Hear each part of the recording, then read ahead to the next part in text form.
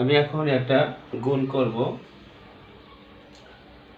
গুণ প্রথমত আমরা 3 আর 2 গুণ করব। 3 দুগুণে 6, এর সাথে গুণ করলে হবে a স্কয়ার, তারপরে এটা প্লাস এটা মাইনাস, প্লাস মাইনাস মাইনাস, আবার 3 আর 3 গুণ করব। 3 3 9, এ আছে একটা, বি আছে একটা, তারপর আমরা করব এই সংখ্যা দিয়ে, এটা দিয়ে আমরা গুণ করব।